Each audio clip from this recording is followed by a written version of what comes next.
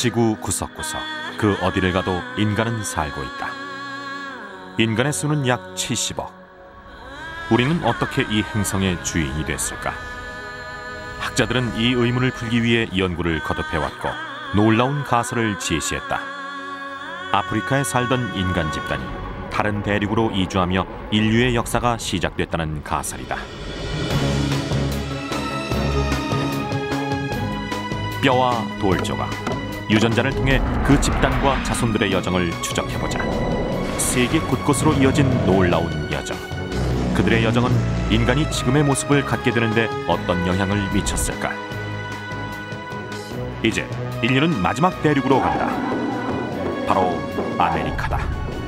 아메리카는 얼음선에 막혀 고립된 땅이었다.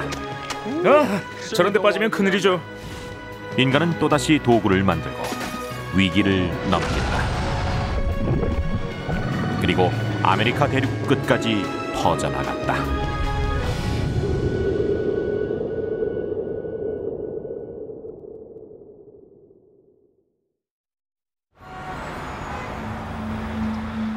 지금 아메리카 대륙엔 10억 가까운 사람이 살고 있다. 사람들은 40여 개 국가에서 700가지가 넘는 언어를 사용한다. 물론 처음부터 그랬던 건 아니다.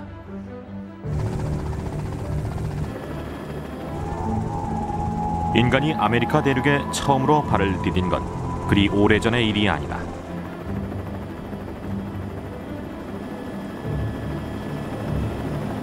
지난 빙하기의 절정기, 호모사피엔스는 최소한 15,000년째 아프리카와 호주, 아시아, 유럽에 살고 있었다. 하지만 아메리카는 무인지대였다.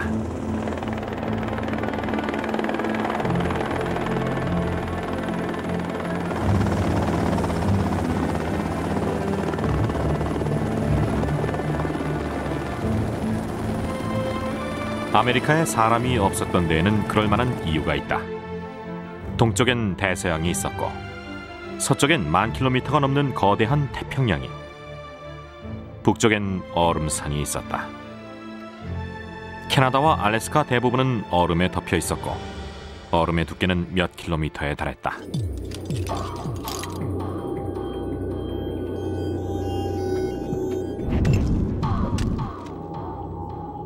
아메리카는 남과 북의 길이가 5,000km에 달하고 양옆에는 대양이 버티고 있다. 대양과 얼음에 둘러싸인 대륙은 거칠고 위험했다. 얼음에 덮인 대륙을 걸어서 건너는 일은 얼마나 위험할까?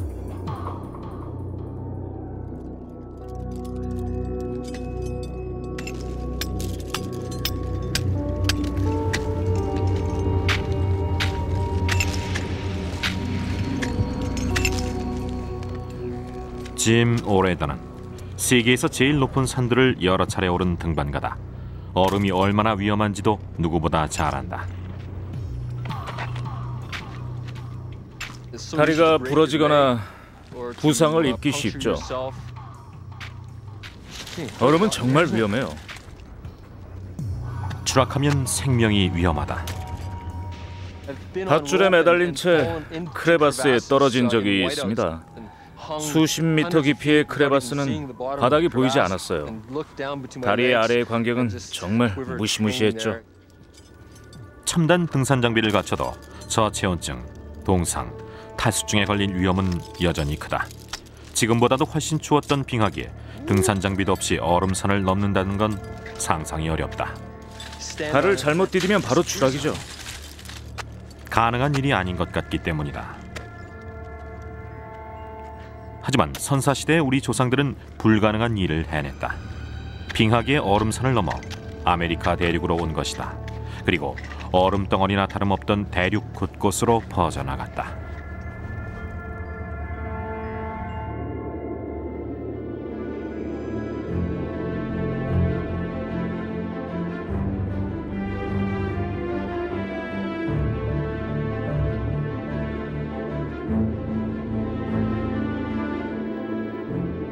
우리 조상들은 어떻게 아메리카로 온 걸까?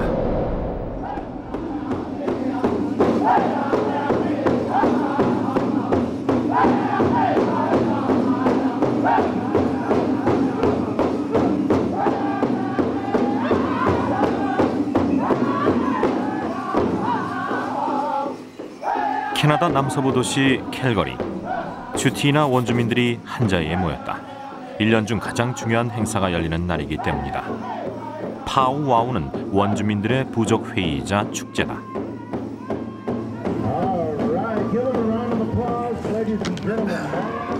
츄티나족의 조상은 아메리카 대륙에 처음으로 건너온 집단 중 하나다. 이 부족 자체가 인류의 아메리카 이주 증거인 것이다. 문제는 이들의 조상이 이곳에 온 시점이 북아메리카가 빙하에 뒤덮여 있던 때인가 아니면 그 이후인가에 대한 것이다. 아메리카 원주민 대부분은 세상이 생길 때부터 자신들이 이곳에 살았다고 믿는다. 물론 사실이 아니지만 이들의 전설은 조상이 살았던 세상에 대해 몇 가지 단서를 제공해준다. 전설은 북쪽에서 시작된다. 조상들은 이런 얘기를 들려주셨어요. 우리 부족의 기원에 관한 얘기였죠. 수천 년 전 우리 모두는 데네 부족에 속해 있었답니다. 데네족은 얼음을 피해 남쪽으로 왔죠. 전설에 따르면 데네족에는 할머니 한 분이 계셨는데 그 할머니의 손자가 얼음 속에 있는 불을 봤답니다. 북쪽에 있는 커다란 호수를 건널 때였죠. 손자가 불을 갖고 싶다고 하자 사람들은 그리로 가서 얼음을 부순 다음에 불을 꺼내줬다고 합니다. 불을 꺼내자 얼음은 신기하게도 금이 가며 둘로 갈라졌죠. 그래서 남쪽 얼음에 있던 사람들은 남쪽으로 갔고 북쪽 얼음에 있던 사람들은 북쪽에 남게 됐어요. 그게 우리 부족에 전해오는 얘기입니다. 얼음을 건너 남쪽으로 왔다는 전설은 츄티나족의 아메리카 이주가 얼마나 오래전의 일인지를 짐작해 해준다. 이곳이 얼음에 덮인 때였을 것이다. Okay, they call them into the gate. Wow, look at that! Oh my goodness. 츄티나족의 얼굴에서 드러나는 흔적 역시 흥미롭다. 아메리카 원주민들은 튀어나온 광대뼈와 비교적 평평한 얼굴, 갸름한 눈을 갖고 있다. 이런 이목구비를 가진 사람들은 아메리카가 아닌 다른 대륙에도 살고 있다. 캐나다 캘거리에서 6,000km나 떨어진 시베리아다.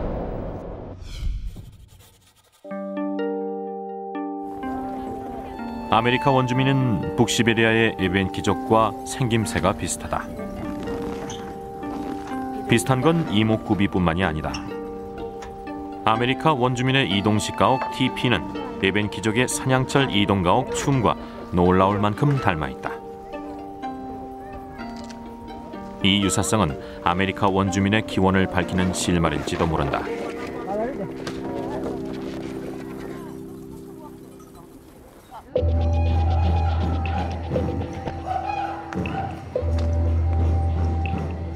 케임브리지 대학의 트레이시 리티에르는 아메리카 원주민의 뿌리에 특별한 관심을 기울여온 과학자다. 미국 워싱턴주의 보호구역에 있는 콜빌족 출신인 리티에르는 아메리카 원주민의 역사를 연구하고 있다. 원주민의 뿌리를 알아내기 위해 그녀가 사용하는 방법은 미토콘드리아 DNA 분석이다. 미토콘드리아 DNA는 어머니한테서만 물려받는데 혈통을 추적하는 데 널리 쓰이고 있다. 문제는 첨단 과학에 대한 원주민들의 반감이다. 지금도 아메리카 원주민 중엔 유전자 연구를 싫어하는 분들이 있죠. 원주민들 모르게 유전자 연구를 실시한 학자들이 과거에 많았기 때문입니다. 많은 아메리카 원주민은 사람의 피부 조직이나 머리카락, 침 같은 게 신성하다고 믿고 있고요. 원주민들과 신뢰를 쌓은 리티에르는 이들의 미토콘드리아 DNA를 분석할 수 있었고 아주 많은 사실을 알아냈다. 남아메리카와 북아메리카에 사는 원주민은 모두 5혈통 중 하나에 속하는데 이들의 뿌리는 남시베리아로 이어집니다. 오래전부터 과학자들은 신체적 특징을 근거로 둘의 연관을 추측해왔는데 유전자가 그걸 증명했죠.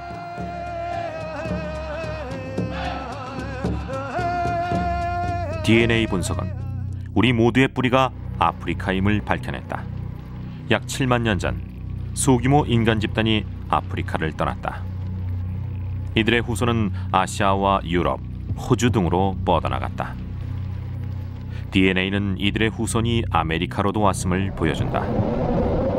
아메리카 대륙에 사는 모든 원주민들의 조상은 시베리아를 거쳐 아메리카로 들어왔다.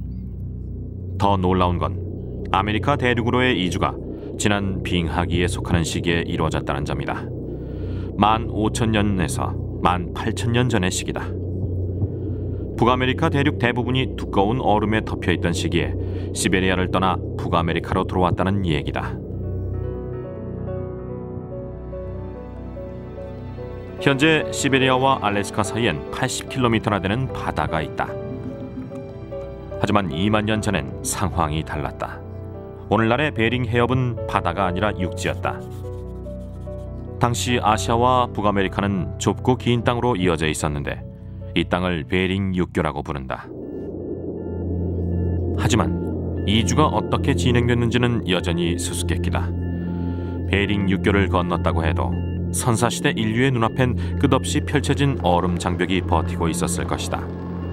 최초의 아메리카 원주민들은 어떻게 이 얼음 장벽을 건너 남쪽으로 왔을까? 학자들은 수십 년째 이 수수께끼에 매달려 왔다.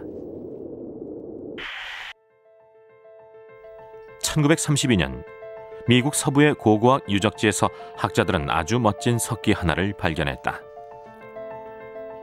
이어진 연구에서 석기의 연대는 최대 13,000년 전의 것으로 추정됐다. 미국에서 최초로 발견된 문명의 흔적이었다. 비슷한 석기는 이후 미국 곳곳에서 발굴됐다.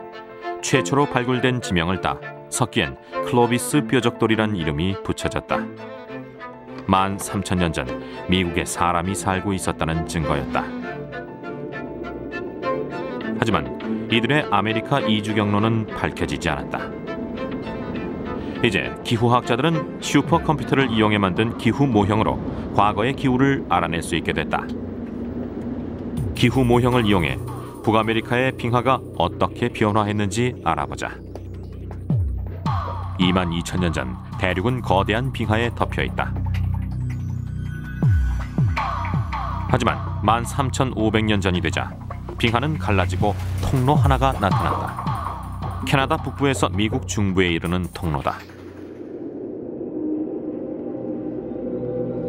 미국으로 온 사람들은 이 통로를 이용했을 것이다. 클로비스 뾰족들이 나타내는 연대와도 잘 들어맞는 것 같다. 그럼 클로비스인들은 어떤 사람들이었을까?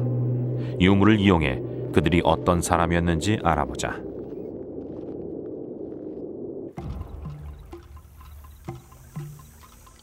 고고학자 앤디 헤밍스는 선사시대 석기 전문가다.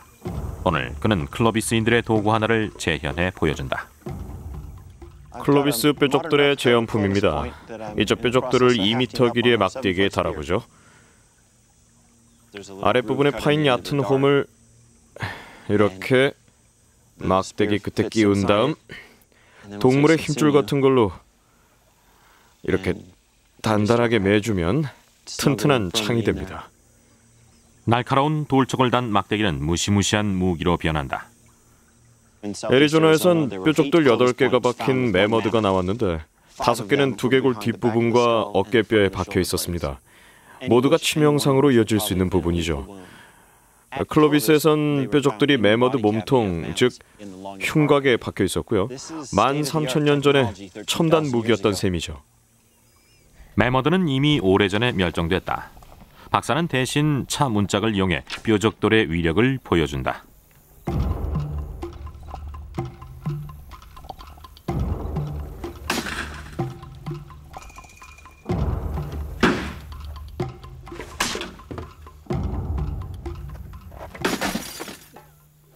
창에 맞은 매머들은 어떻게 됐을까? 건초다발을 이만큼이나 뚫고 들어갔으니 치명상을 입었겠죠. 뾰족한 창 끝은 매머드의 살을 파고 들어가서 상처를 키웠을 겁니다. 아주 조금만 움직여도 엄청난 통증을 유발했을 거고요. 치명상을 입지 않았어도 걷기는 아마 힘들었을 겁니다. 사람들은 다른 창으로 사냥감을 죽였겠죠.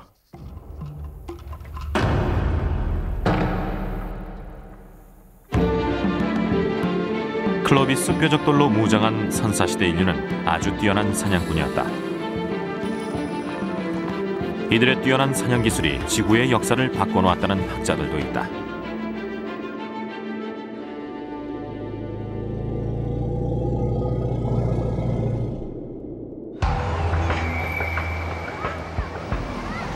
그 증거로 학자들이 제시하는 곳은 놀랍게도 로스앤젤레스 한가운데다. 란초 라브레아 타르 웅덩이는 선사시대의 보물창고다. 500만 년 전에 형성된 이 끈끈한 타르 웅덩이에서는 지금까지 300만 점이 넘는 화석과 유물이 발견됐다. 타르 웅덩이는 아메리카로 온 초기 인류에 대해 무엇을 말해줄까? 이것은 세계에서 가장 기묘한 고고학 유적지 중 하나다. 타르 웅덩이에서 일하는 건 힘들다. 냄새도 지독하고 지저분하며 신발은 계속 바닥에 들러붙는다. 하지만 존 해리스 박사에게 이곳은 낙원이다.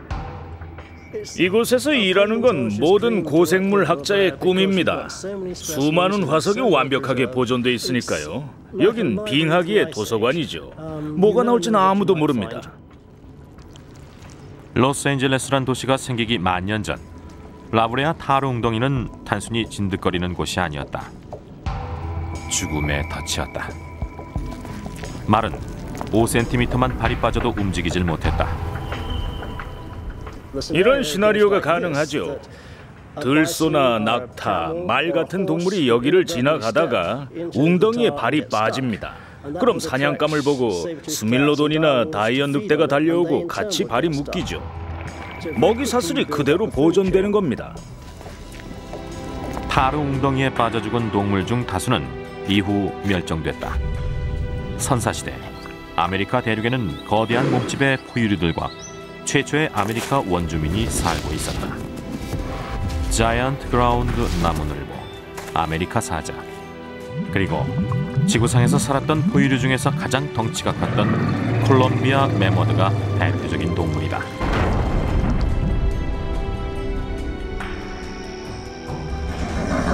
콜롬비아 매머드는 키가 4m에 가깝고 몸무게는 10톤이나 됐다. 두꺼운 가죽과 엄청난 몸집 때문에 맹수들도 접근을 못했을 겁니다. 거기다가 길이가 3m에 가까운 상아도 훌륭한 방어 무기였겠죠. 선사시대 인류에게도 쉬운 사냥감은 아니었을 것이다. 하지만 우리 조상들은 석기로 매머드를 사냥했다. 이들의 사냥 기술이 너무 뛰어나 매머드를 비롯한 거대 포유류의 멸종이 앞당겨졌다는 주장도 나왔다.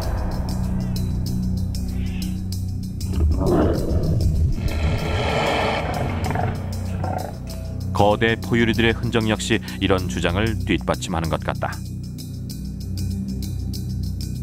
매머드를 비롯한 거대 포유류의 흔적이 13,000년 전쯤에 끊어지기 때문이다. 13,000년 전이면 북아메리카에서 클로비스 뾰족들이 출현한 것과 비슷한 시기다. 정말 인간의 진출이 동물들의 멸종으로 이어진 걸까? 그렇다면 거대 포유류의 멸종은 인간의 아메리카 진출을 보여주는 또 하나의 증거일지도 모른다. 아메리카 최초의 원주민들은 강인하고 영리한 사람들이었다. 그들은 훌륭한 무기를 만들었고 지상에서 제일 큰 동물을 사냥했다. 많은 학자들은 이들이 지금으로부터 13,000년 전 베링 육교를 지나고 빙하 사이에 난 통로를 거쳐 아메리카에 들어왔다고 추측한다. 하지만 기존 학설을 위태롭게 할 새 증거들도 속속 발견되고 있다. 텍사스주 중부의 소도시 골트.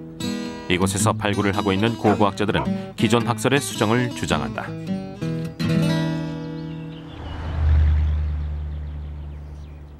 소박해 보이긴 하지만 이곳은 미국에서 가장 많은 선사시대 유물이 나온 고고학 유적지 중 하나다.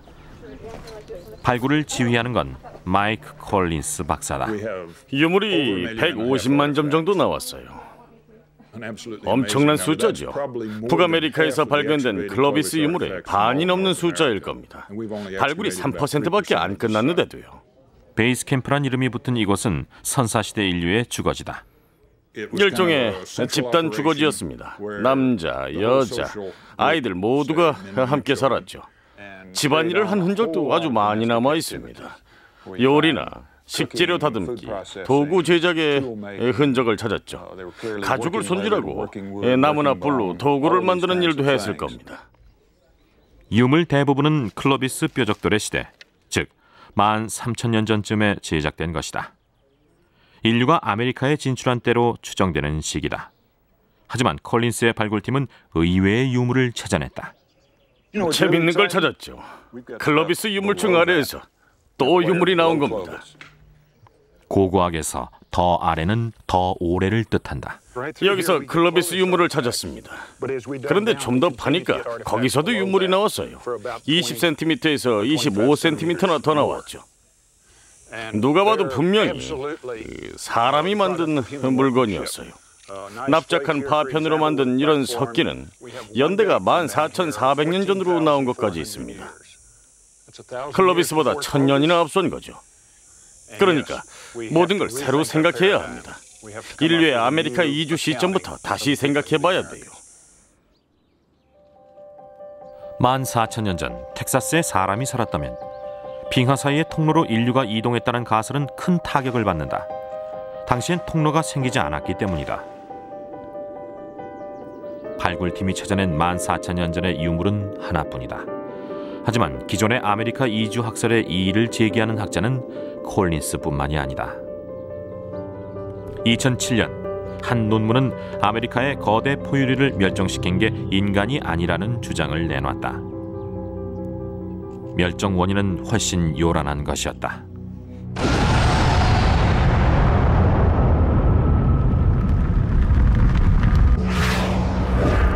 일부 학자들은 인류의 아메리카 진출 직후 북아메리카 상공에서 거대한 운석이 폭발했다고 주장한다. 지상엔 운석 파편들이 쏟아졌다.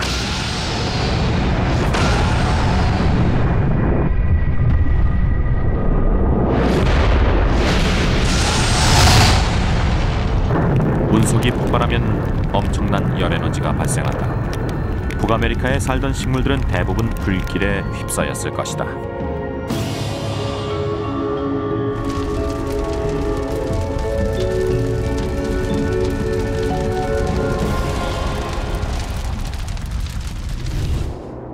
지금도 아메리카 대륙 곳곳의 암석에는 원인을 알 수 없는 검은색 층이 존재한다.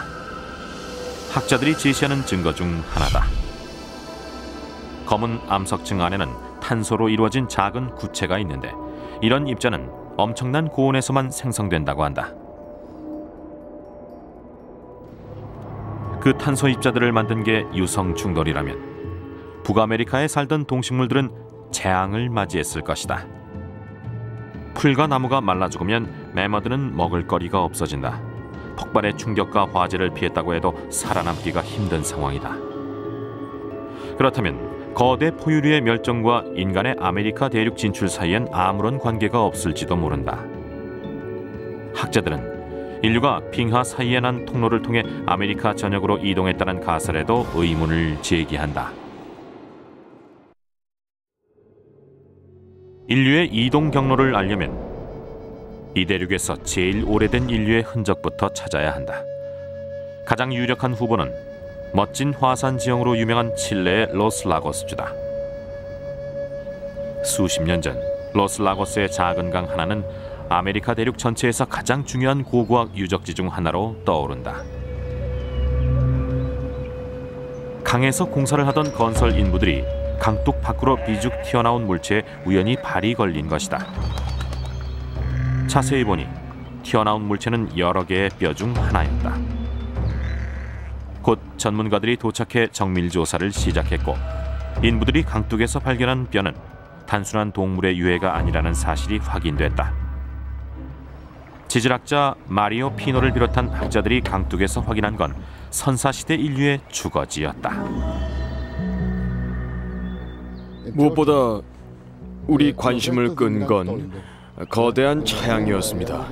이동식 가옥의 규모가 아주 컸던 거죠. 20명이 잘 수 있을 만큼 넓었어요. 이동식 가옥은 화덕으로 난방을 했죠. 진흙으로 만든 화덕에는 작은 구멍이 몇 개 나 있었습니다. 거기로 뜨거운 석탄을 넣었을 거예요. 집 밖에는 커다란 모닥불을 피웠습니다. 거기서는 음식을 만들었겠죠. 이런 이동식 가옥을 만들려면 시간과 에너지가 많이 들었을 겁니다. 그러니까 잠깐 머무는 곳이 아니었을 가능성이 높다는 얘기죠. 30m 떨어진 곳에선 다른 이동식 가옥이 발견됐다. 2명이 들어가면 꽉 찰 정도로 작은 집이었다. 집의 기초는 자갈과 모래로 쌓았습니다. 동물의 기름을 접착제처럼 이용해서 자갈과 모래를 쌓았죠. 이동식 가옥 안에서는 몇 가지 약초의 흔적이 발견됐다. 다양한 약초가 발견됐습니다. 진통제나 항생제, 마비 치료제로 쓰이는 약초였죠. 아주 흥미로운 사실은 마푸체족 원주민들이 아직도 이 약초들을 사용하고 있다는 점입니다. 현대인에게 아주 친근한 식물의 흔적도 발견됐다. 먹다 남은 감자의 흔적도 나왔습니다. 아메리카 대륙에서 제일 오래된 감자죠. 몬테베르데 유적에서 발굴된 5만 점 가까운 유물은 칠레 아우스트랄 대학에 보관돼 있다. 유물 중엔 인간의 흔적이 남아있는 것들도 많다. 어떤 나무 조각엔 구멍을 뚫은 듯한 흔적이 남아있다. 나무로 만든 말뚝과 멸종한 코끼리의 한 종인 마스토돈 가죽은 이동식 가옥을 만드는 데 사용됐을 것이다. 나무나 가죽은 쉽게 부패되는 물질로 알려져 있다. 이곳의 나무와 가죽의 나이는 어느 정도였을까? 몬테베르데 유적의 나이는 고고학계에도 격렬한 논쟁을 불러왔다. 발굴에 참여한 학자들의 연대 추정 결과를 주류 학계가 거부했기 때문이다. 발굴이 시작되고 10년이 지나서야 주류 학계는 몬테베르데 유적의 연대와 그 의미를 인정했다. 몬테베르데엔 14,500년 전에 사람이 살고 있었다. 북아메리카의 클로비스 석기가 출현하기 1000년 전에 사람이 산 것이다. 기존의 아메리카 대륙 이주 가설은 심각한 타격을 입었다. 얼음으로 덮인 대륙을 통과해 칠레까지 내려오는 건 불가능하다. 14,500년 전엔 빙하가 갈라져 생긴 통로도 없었다. 하지만 인간은 칠레에 와 있었다. 어떻게 온 것일까? 몬테베르데 유적은 완전히 다른 이주 경로를 가리키는 걸까? 이동식 가옥에서는 해초와 자갈, 소금의 흔적이 발견됐다. 이것들이 의미하는 건 하나다. 바다. 우리는 인류가 아메리카의 북단으로 들어왔다고만 생각했다. 하지만 우리 조상들은 북쪽의 알래스카가 아니라 바다를 건너 남아메리카로 이주한 건 아니었을까?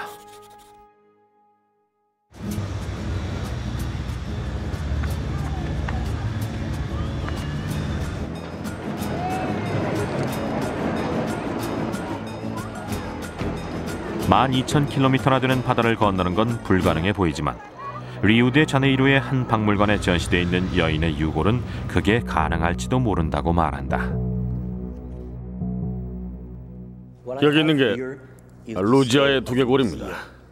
아메리카에서 발견된 인간 유골 중 제일 오래된 걸로 추정되는 유골이죠. 루지아는 약 13,000년 전에 살았고 아마도 20살에서 25살 사이에 죽었을 겁니다. 루지아는 1970년대 브라질 중부에서 발견됐다. 루지아의 두개골을 본 고고학자들은 다양한 의문을 제기했다. 아메리카 원주민들은 광대뼈가 튀어나온 시베리아, 동아시아 사람들과 이목구비가 비슷하다. 하지만 루지아의 얼굴은 다른 특징을 갖고 있었던 것이다. 제일 두드러진 차이점은 광대뼈에서 나타납니다. 이 두개골을 보시죠. 이 광대뼈는 많이 튀어나와 있어요. 광대뼈가 납작하지 않습니다. 루지아의 두개골은 광대뼈가 아주 납작합니다. 그러니까 시베리아인, 동아시아인의 광대뼈하고는 다르죠.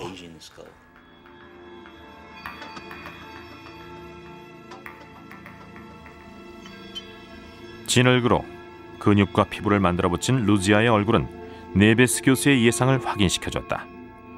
동아시아인과는 전혀 닮지 않았던 것이다.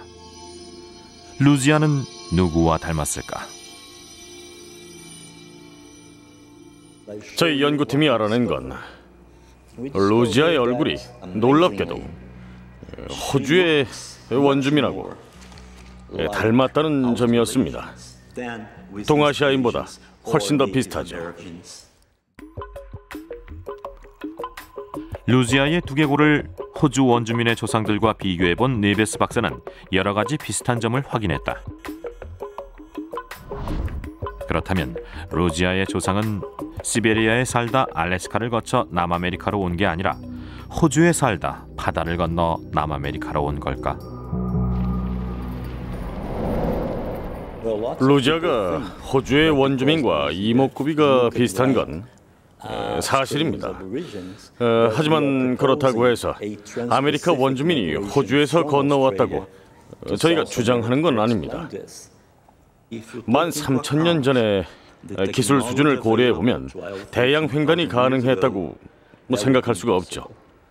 당시에 살았던 사람들은 호주에서 아메리카까지 그렇게 먼 바닷길을 건너올 수 있는 기술을 갖고 있지 않았어요. 대양 횡단 가설은 포기할 수밖에 없게 됐다. 생김새는 호주 원주민과 더 비슷하지만 루지아의 조상들은 시베리아에서 온 게 분명하다. 수수께끼는 다시 제자리로 돌아왔다. 14,000년 전 아메리카에는 사람이 살고 있었다. 다시 말해 빙하 사이에 난 통로가 생기기 전부터 인류는 아메리카 대륙 곳곳으로 퍼져나가 살았다는 얘기다. 인류는 어떻게 얼음으로 덮인 대륙 곳곳으로 이동할 수 있었을까? 많은 학자들이 이 수수께끼에 도전했다. 다양한 분야의 학자들이 도전한 만큼 동원된 방법도 다양했다. 이들의 궁금증은 하나의 질문으로 요약된다. 인류는 어떻게 빙하를 건넜을까?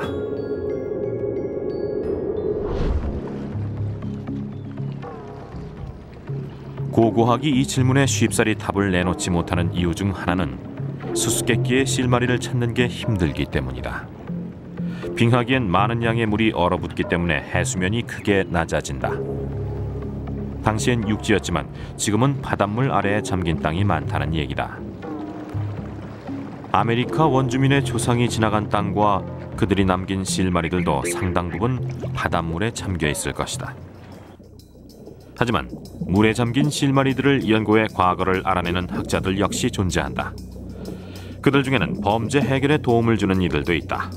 바로 법의학자다. 캐나다의 한 호수에서 소녀의 시신이 발견됐을 때 살인범을 확인해준 증거는 피해자의 머리카락에 묻어있던 작은 입자들이었다. 그 입자를 분석 확인한 건 식물법의학자 롤프 매튜스였다. 살인사건 수사를 돕지 않을 때 매튜스 박사는 자신의 지식을 이용해 아메리카 대륙의 과거를 재구성한다. 그의 연구는 아메리카로 건너온 인류의 이동 경로를 파악하는 데도 도움을 줄지 모른다. 박사가 연구하는 건 일반인들이 별 관심을 두지 않는 작은 입자, 바로 꽃가루다. 꽃가루는 크기가 작은 반면 엄청난 양이 생산되죠. 알레르기 환자들은 아마 잘 아실 겁니다. 게다가 습기가 많은 곳에서는 보존이 아주 잘 돼요. 거의 영구적으로 보존되죠. 호수 바닥 같은 곳에는 진흙이 쌓입니다. 해마다 조금씩 쌓이죠. 이때 꽃가루가 진흙에 묻으면 꽃가루도 진흙하고 같이 호수 바닥에 축적이 됩니다. 꽃가루는 보존이 아주 잘 된다. 수천 년 전에 떨어진 꽃가루로 그 식물의 종류를 확인할 수 있을 정도다. 식물의 역사를 알아내기 위해 저희는 다양한 시추 장비를 이용합니다. 시추공을 호수나 늪 바닥으로 밀어 넣은 뒤 꺼내면 이런 샘플을 얻을 수 있습니다. 이 진흙 안에는 빙하기부터 지금까지 식물의 역사가 담겨 있어요. 다시 말해 기후 변화를 알려주는 역사책인 셈입니다. 매튜스 박사의 연구팀은 캐나다 서부 해안의 바다에서도 토양 샘플을 채취했다. 샘플을 분석한 연구팀은 독특한 모양의 꽃가루 한 종류를 확인했다. 여기 보이는 꽃가루는 사초입니다. 사초는 습지에서 주로 자라는 식물인데 꽃가루가 세모 모양이죠. 색이 옅은 곳에 진한 전무늬가 있는 것도 특징인데 이건 600배 확대한 겁니다.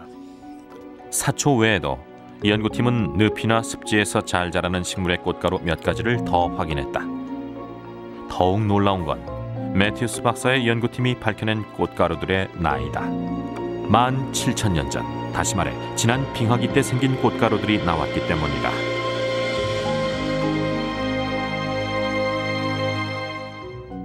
방사성 탄소 연대 측정법으로 알아낸 꽃가루의 나이는 빙하기로 북아메리카 대부분이 얼음에 덮여 있었던 때도 해변에 식물이 무성했다는 걸 보여줍니다. 지난 빙하기, 북아메리카 대부분은 두터운 얼음에 덮여 있었다. 하지만 해안선을 따라 이어진 곳에선 얼음이 녹아 식물이 자라고 있었다. 해안선을 따라 이동했다면 얼음을 피해 남아메리카까지 갈 수 있었을 거란 얘기다.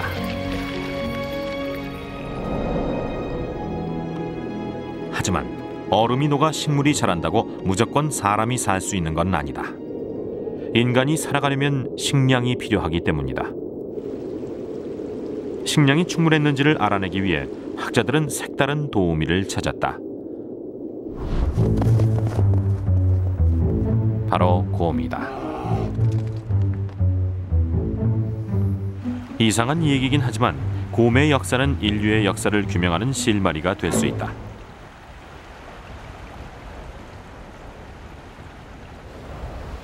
인류학자 쿠엔틴 매키는 몇십 년째 곰의 역사를 추적하고 있다. 인류의 역사를 알기 위해서다.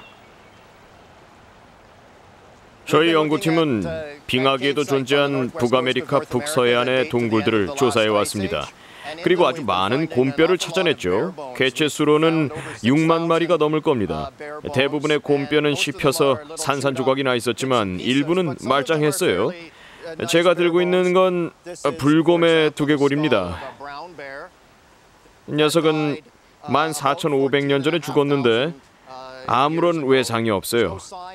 아마도 동굴 안에 있는 작은 구덩이에 떨어졌다가 거기서 빠져나오지 못하고 외롭게 죽었을 겁니다. 이건 좀 더 흔하게 발견되는 뼈인데 덜 자란 불곰의 다리뼈 조각이죠. 저희 팀이 찾은 것 중에서 제일 오래된 뼈입니다. 이 불곰뼈는 17,000년 전의 것입니다. 17,000년 전의 곰. 이 곰의 뼈는 빙하기가 끝나기 훨씬 전에도 아메리카 대륙의 해안엔 곰이 살았다는 걸 증명해준다. 17,000년 전에 산 곰은 인류 역사를 추적하는 데도 도움이 된다. 곰은 넓은 영역을 차지하고 사는 잡식성 동물입니다. 고기와 풀을 모두 먹죠. 땅에 사는 동물도 먹고 해산물도 먹습니다. 영역에 집착을 보이고 새끼를 낳아 기르는데 긴 시간이 걸리죠. 인간하고 아주 비슷합니다. 곰이 먹이를 찾았다면 인간 역시 먹이를 찾을 수 있었을 것이다. 인간 역시 잡식성입니다. 곰이 먹는 거라면 인간도 먹을 수 있어요. 게다가 인간은 해산물도 먹을 수가 있죠. 곰은 접근이 불가능하지만 인간은 충분히 가능하니까요.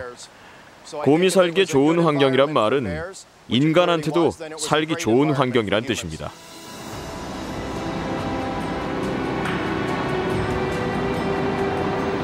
새로운 연구 결과에 따르면 아메리카 대륙엔 인간의 생존을 도와주는 생물이 하나 더 있었다. 대륙의 해안선을 따라 번성한 생물이다. 다시마과에 속하는 켈프는 성장 속도가 빠른 해초다. 켈프는 하루에 50cm까지도 자랄 수 있다. 켈프 군락지는 풍요로운 생태계를 만들어내고 다양한 동식물의 보금자리가 된다. 어류와 갑각류, 해양 포유류, 조류에게 양분도 제공한다. 다양한 동식물이 살아가는 해저의 숲은 인류에게 훌륭한 낚시터, 사냥터가 되어줬을 것이다. 얼음에 덮인 내륙과 달리 해안과 바다엔 생명의 기운이 가득했다. 켈프는 시베리아에서도 발견된다. 알래스카를 포함한 아메리카 대륙 서해안 전역에서 켈프가 자라는 점에 착안해 일부 학자들은 이 이동 경로를 켈프 고속도로로 부른다.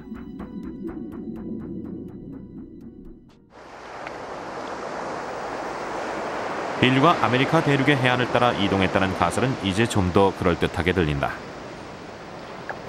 인류는 아메리카의 서부 해안, 즉 태평양 연안을 이용했을 것이다. 태평양 연안엔 먹을거리도 풍부했다. 태평양 연안이 이동 경로로 이용된 증거는 없을까? 고고학자들은 흥미로운 증거 하나를 제시한다.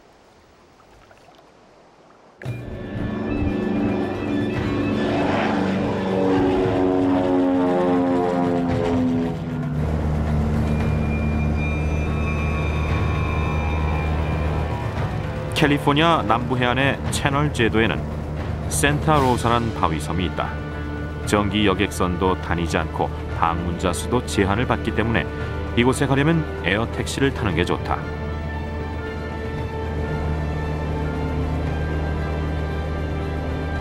센타로사 섬은 아메리카로 건너온 인류가 어떻게 살았고 어떻게 이동했는지 추측해볼 단서를 제공해준다.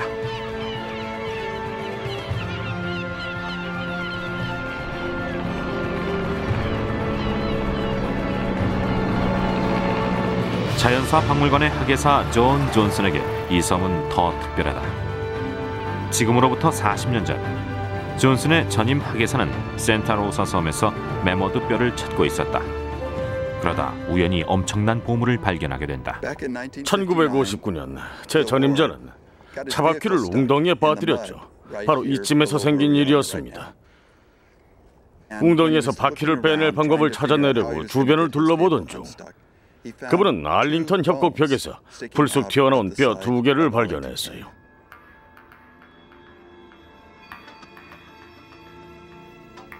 이건 제 전임자가 발견한 뼈를 석고로 재현한 겁니다. 이 넓적다리 뼈는 거의 훼손되지 않은 채로 발견이 됐습니다. 다른 뼈 하나도 같이 발견이 됐어요. 이 2개의 뼈는 알링턴 유골이라고 불리고 있죠. 알링턴 유골은 30년간 박물관에서 잠을 잤다. 이 연구는 거의 이루어지지 않았다. 하지만 1994년 상황은 달라진다. 어느 날 탄소 연대 측정 전문가인 동료가 저를 찾아와서 그게 북아메리카에서 제일 오래된 인간 유골입니다라고 말하더군요. 기절할 뻔했죠. 그렇게 오래된 유골이라고는 상상도 못했어요. 알링턴 유골은 약 13,000년 전의 것이다. 하지만 유골의 연대보다 더 중요한 사실은 그것이 육지에서 멀리 떨어진 섬에서 발견됐다는 점이다. 알링턴 유골이 말하는 건 지금으로부터 13,000년 전 대륙에서 10km나 떨어진 섬까지 사람이 진출했다는 점입니다. 물론 배를 탔겠죠. 13,000년 전에 살았던 사람들은 배를 타고 북아메리카의 서해안을 돌아다니며 바닷가 근처나 바닷속의 자원을 채취했습니다. 바다 포유류를 사냥하고 낚시를 하고 조개를 땄겠죠. 일부 학자들은 서부 해안의 물길이 우리 조상들한테 중요한 이동로였을 거라고 말한다. 해안에서 10km나 떨어진 섬까지 배를 타고 갈 수 있었다면 해안 부근의 얕은 바다에서 고기를 잡거나 사냥을 하는 건 간단한 일이었을 것이다. 이렇게 이동하며 우리 조상들은 아메리카를 정복했을지도 모른다. 하지만 가설을 뒷받침할 고고학적 증거는 다리뼈 2개뿐이다. 그래서 존 존슨 박사는 이 가설에 힘을 실어줄 증거를 더 찾아 나섰다.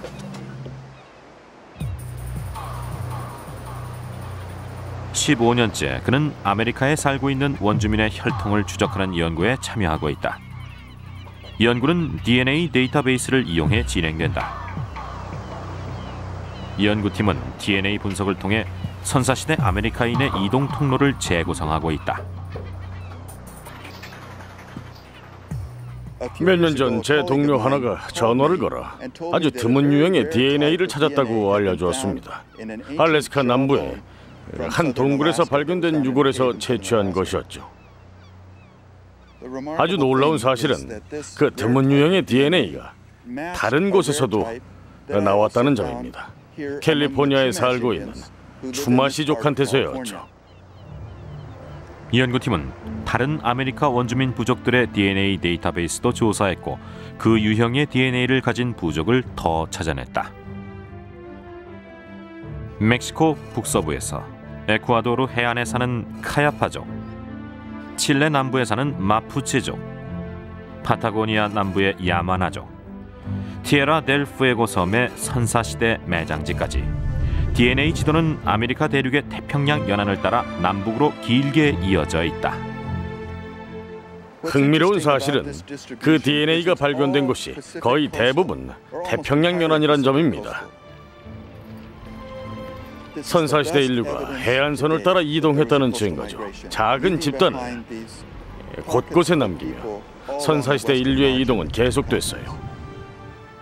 그 자손들은 지금도 그곳에서 살고 있고요. 20만 년에 걸친 호모사피엔스의 여정은 이렇게 마지막 목적지에 도착했다. 지금으로부터 약 7만 년 전 소규모 인간 집단 하나는 인류의 고향인 아프리카를 떠나 홍해를 건넜다. 그리고 이후 5만 년 동안 그들의 후손은 아시아와 호주, 유럽에 정착했다.